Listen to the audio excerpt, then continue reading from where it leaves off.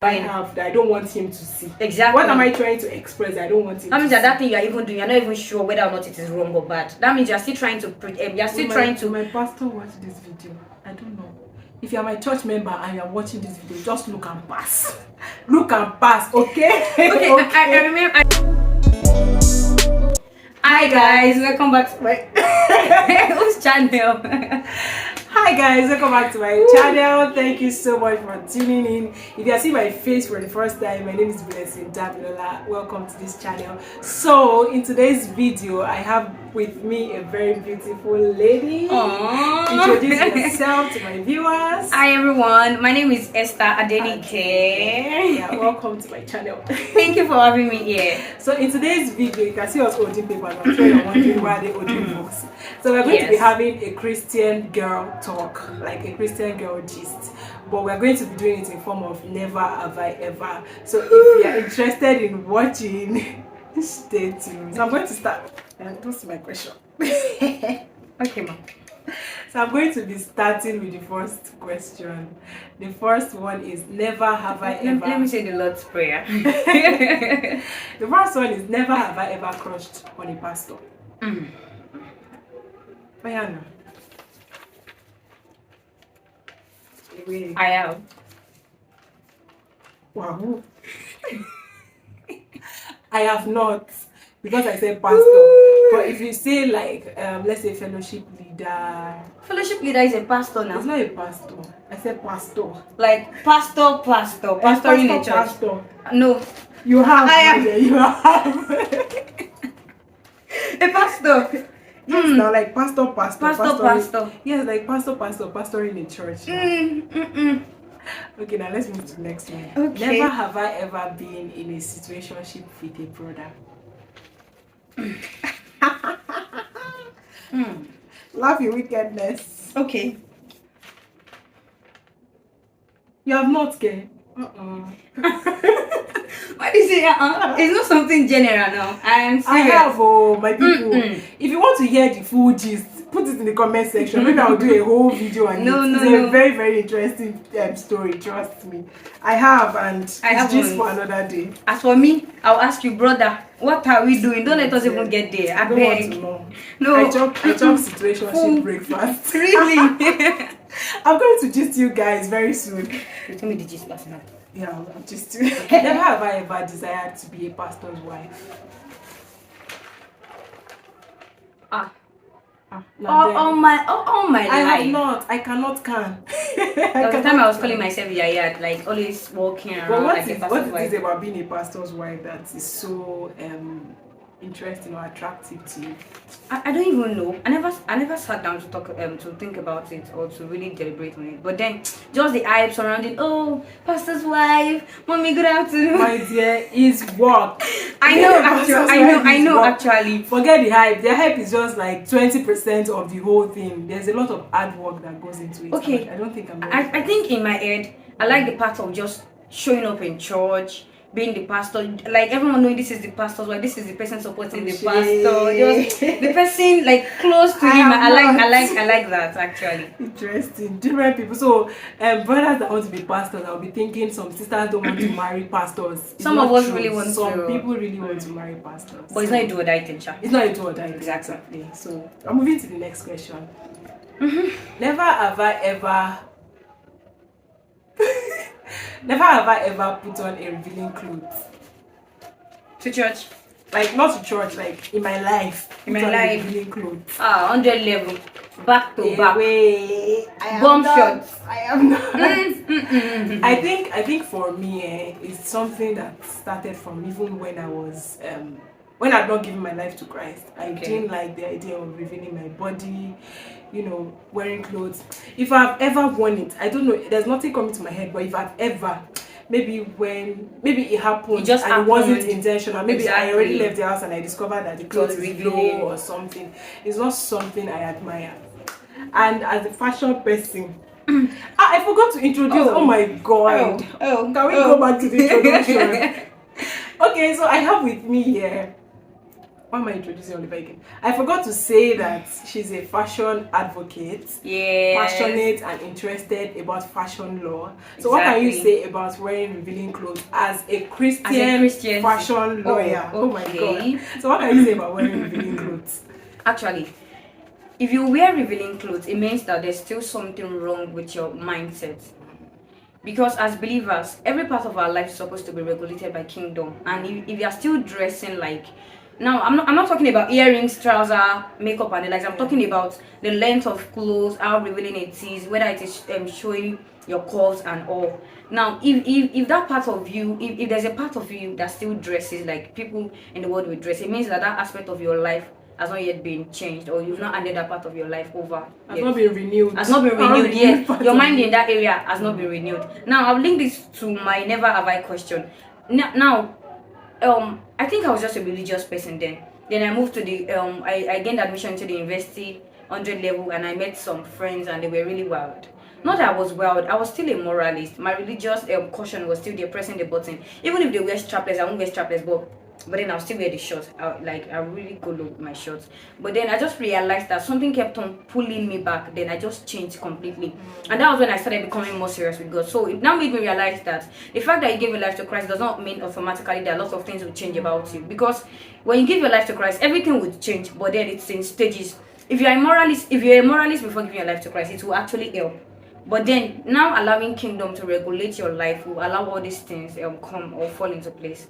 So for Christian sisters, sisters, please, let's try and wear something moderate. Let's moderacy. Modesty.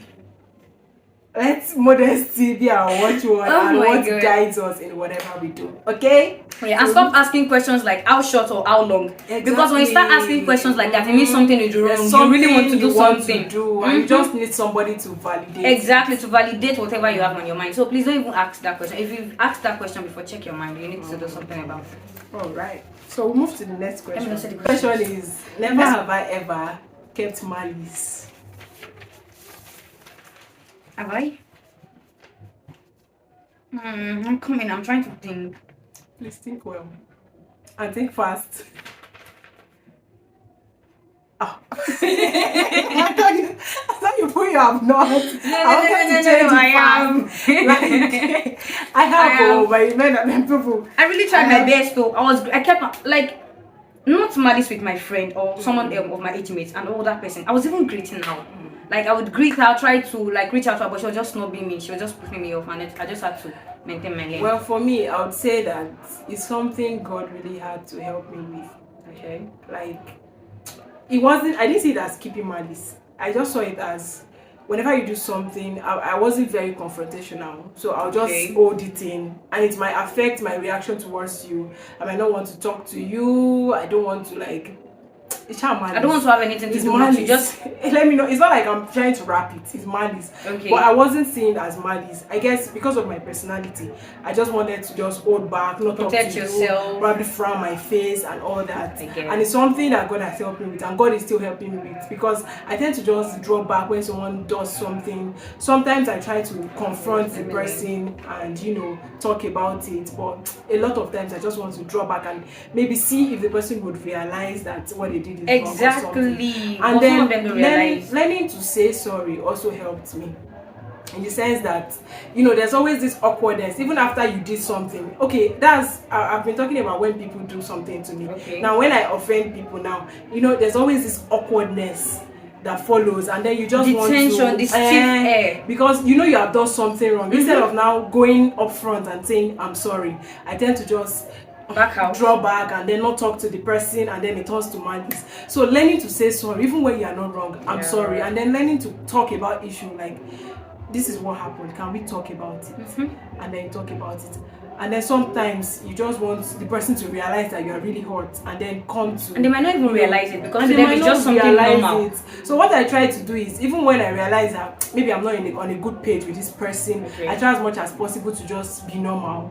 talk, hello, how you doing? Or even if someone does something that hurts me and they fail to realize, I just say, hello, how you doing? Even when I normally would not have chatted the person up, I intentionally just go into their DMs and say, how are you doing? What's up with you? Just, clear that for your own heart. Exactly. So, and I think when you're not wrong too, it's not really bad to say sorry if the sorry. relationship means something to you. Yeah. Because at the end of the day, they'll still realize it. There's a way you put it to them that, okay, you did something wrong.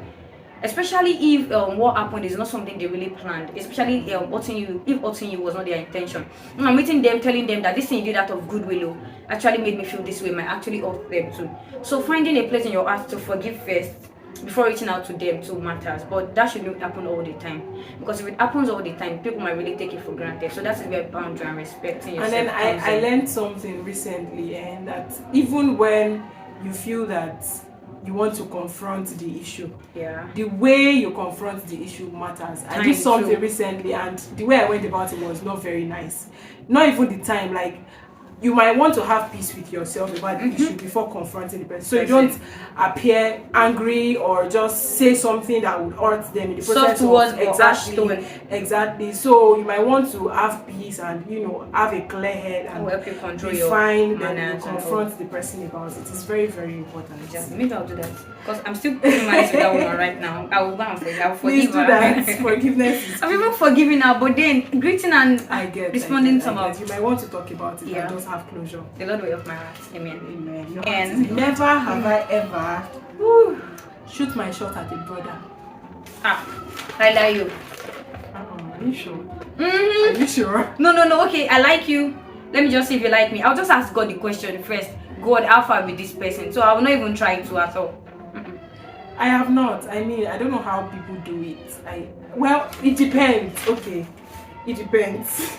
Shooting your shots might not be going directly to the person and saying, "Oh, this is it. I like you," true. And that. It might just be you. Okay, give me them signs. It is about that. I did that when I was in 100. It's about that. I have. It is about that. I did that when I was 100 level. Like, there's somebody I just really wanted to be friends with.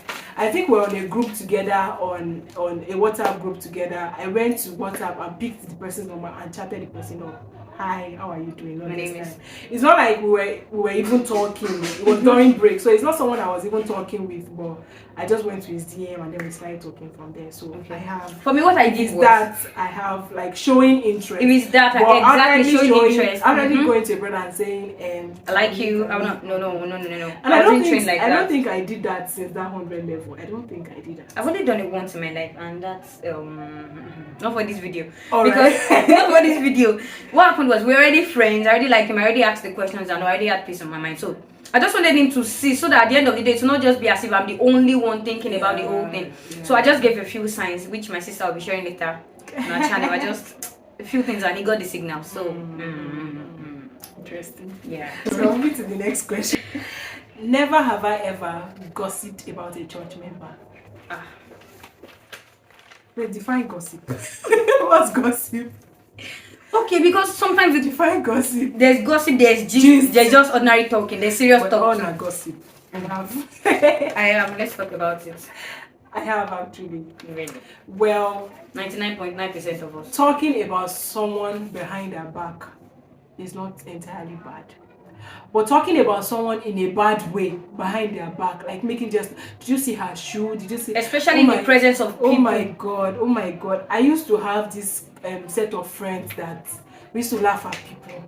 It wasn't just even in church. Anywhere we go to, maybe your shoe is funny, your skirt is funny, would laugh. And it's not like we're perfect in our own dressing or anything. Really? We just enjoyed making fun of people and all that.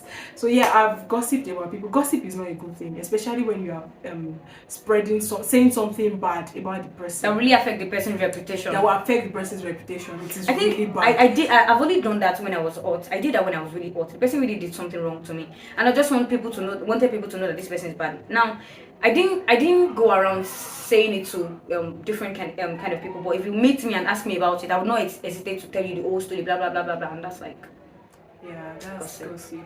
So it's not a good thing, and it's very, very common amongst sisters, even Christian sisters. To surprise you, hey, all those gossips that used to come and pray. This thing, One of gossip that used to come as prayer. We've been a prayer girl. They say, let's pray for sister. Last time I saw her like this, she was going to a brother. Did you see this movie, The Train? When they said let's pray for brother Mike. Yeah, exactly. Sister Adenike rejected him. Oh, it's gossip. Don't try to spiritualize. Exactly, it's gossip. Don't bring Christian vocabulary into gossip to try to make it spiritual. Gossip is gossip. Gossip is a bad thing. Exactly. And then when we are saying gossip, some people will feel that they are not guilty, that they don't gossip about people. But we know we have like that person or those set of people exactly that we can discuss any church member. Like, did you see how so person led worship today? I don't know what happened though. It can even come like this. What's even wrong with your sister now? Look at the way she behaves all the time. Are you sure she's fine? Exactly. And we try to even wrap it. We try to even wrap it. Package it with care, like trying to show that we care about the person. That's what we're talking about. This person, are you sure there's something wrong with the spiritual state of this person?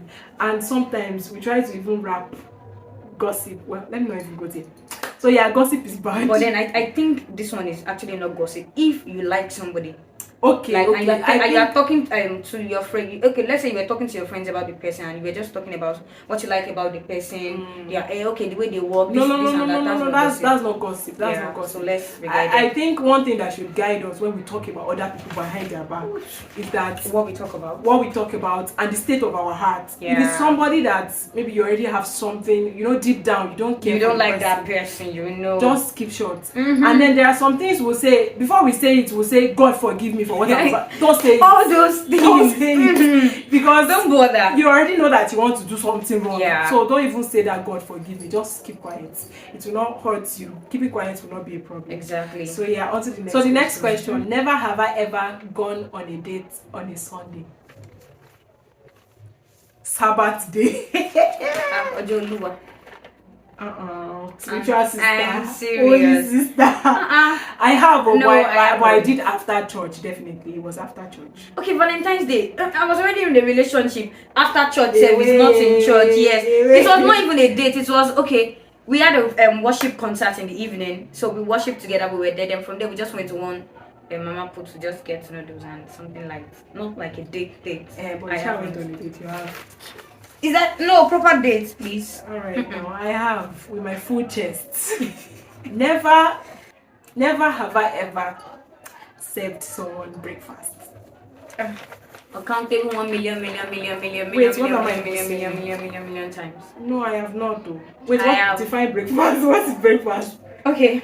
Breakfast and breakfast. I'm not talking about food that you eat in the house. Let's forget it. I'm talking about breaking someone's heart. Now, actually, if you serve someone breakfast, like to the people of the world, it means that you told them you're no longer interested in the relationship, not caring about what your reason is. If it is that, well, I have. But talking about solid and valid reasons, I haven't then, because I had every valid and spiritual reason to. So let me say I haven't in the Christian sister way.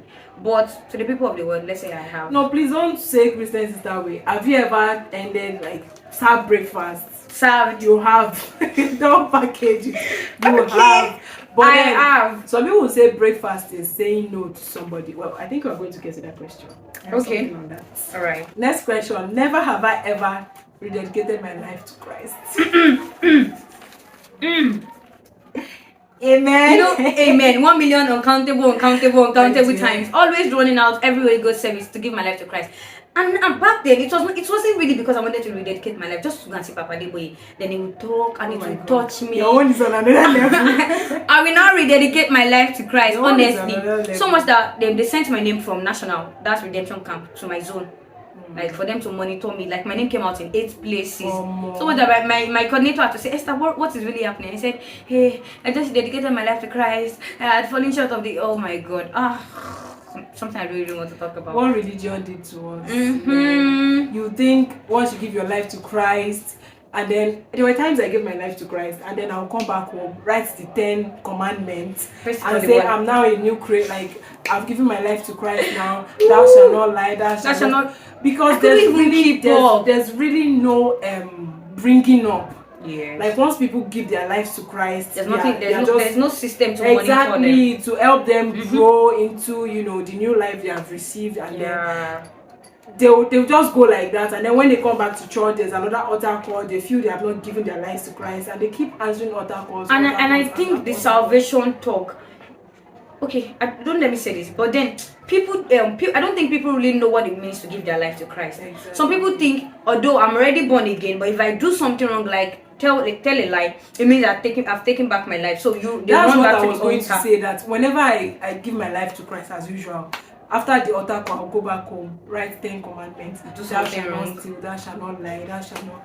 Hey, is that day that I say I'm not going to lie now? Like, is that day? That is what the consciousness of sin does to you. Exactly. Like when you're sin conscious more than identity instead conscious. of this is who I am, this is what I am, feeling Exactly. your heart, you're like sin. You just keep falling and keep falling. And I did a spoken word on the throne religion. Like, the religion teaches us on the cross. Okay. We teach the cross. Go to the cross, you receive forgiveness of sin, you receive cleansing for your sins and all that. We don't teach the throne religion. The throne religion talks about who you are now, how you are seated with Christ, like in heavenly places. Yeah, we don't talk about your identity as a son. We are always teaching the cross. Of course, I like teachings on the cross. It's the power of God. And we like to push. I'm not saying that hell is not real. I'm not saying that you shouldn't give your life to Christ or live without the consciousness of it. I think we've so much overemphasized hell that we don't even pay attention to our identity. So much that people now serve God or people now give their life to Christ out of fear,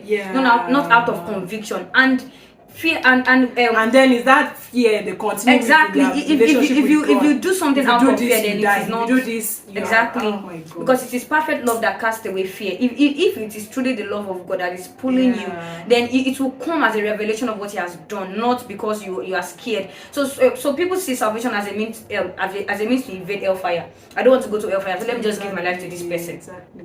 And that's not how we should be. Thank God for light. Yeah. So, right.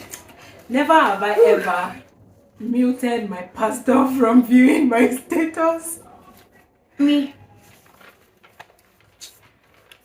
Because I will not even save his number on WhatsApp. We're on the same level now. We're on the same page. It would say me, I have. And it's not like I want to post something bad. Of course, people that view my status know that I don't post something bad. It's not like I want to post. Of course, it's not like I want to do something bad. It's just that there's this sense of freedom that comes with them not viewing your status. Like, I like to catch cruise a lot. I get and what even you're my saying. catching cruise is still like, well, it's not a good thing actually. It's not a good thing. That even if you want to do something, it's not something bad. So why did I have to block you? That means that you're not even confident in your own self. No, if you're blocking someone from viewing your status, that means you're not sure what you are doing. I have that I don't want him to see. Exactly. What am I trying to express? I don't want him. That means to that thing you're even doing, you're not even sure whether or not it is wrong or bad. That means you're still trying to My pastor watched this video. I don't know. If you are my church member and you are watching this video, just look and pass. Look and pass, okay? Okay. I remember one story that one brother told me back then, Bro Paul. It was a pianist. Yeah, it was in a relationship with a sister back then. So our provincial mommy was always commenting on their posts on Facebook, liking and all. It just told me that, Esther, I blocked him. I was like, Bro Paul, you blocked provincial mom. He said yes. She was always commenting and whenever she sees him, she would just look at him and say, Paul, what's in your girlfriend? And he was just too scared. He just had to block her.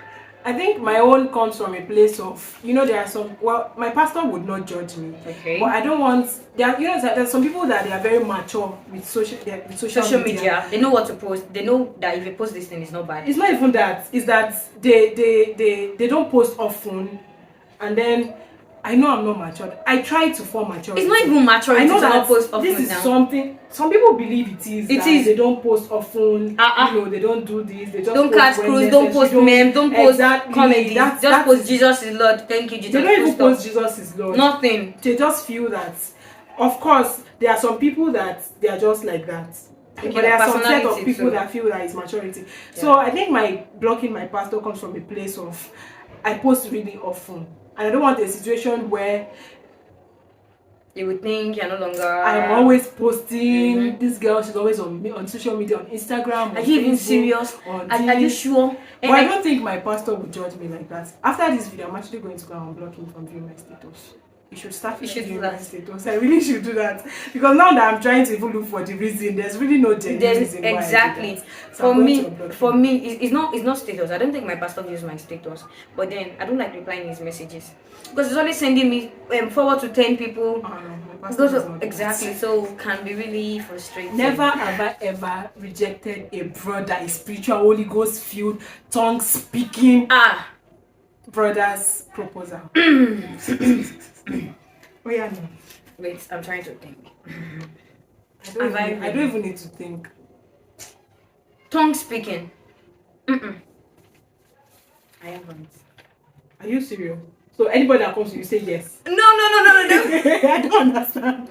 No, okay. Yes to everybody. Okay, no. I really know. I don't say yes to everybody, but then I gave my life to Christ when I was in.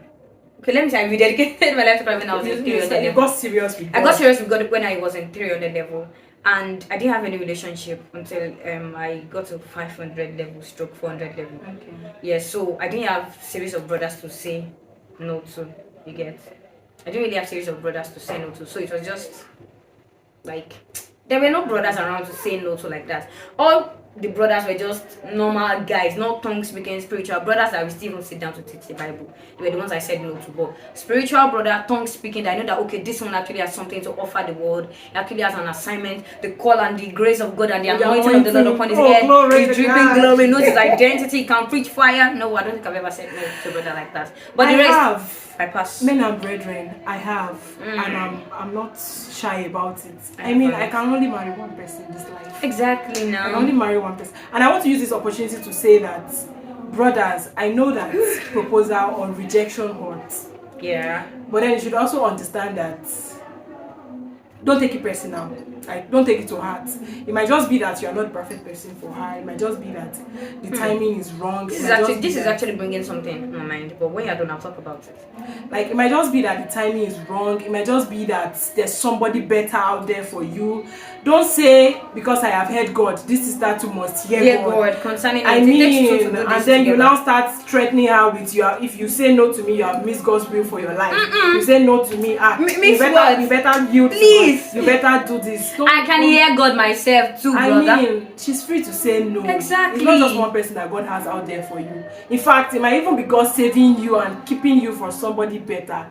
So you get, I just felt I should put that out there for brothers that are watching. And then you say you wanted to say okay, now this is it. You know, for a brother to ask a sister out, there's this type of conviction that they have. Now, do we now say that, should this come in form of a question or just general discussion? Now, should we now say that the brother didn't hear God well or something? So we're going to end this video here. Watch out for part 2. So thank you so much for watching. If you enjoyed watching this video, give this video a thumbs up, share with your friends, and don't forget to subscribe to my channel. Yes, please subscribe to my channel and turn on post notifications so you can get notified every time I put up a new video. Thank you so much for watching. See you in the next one. Bye.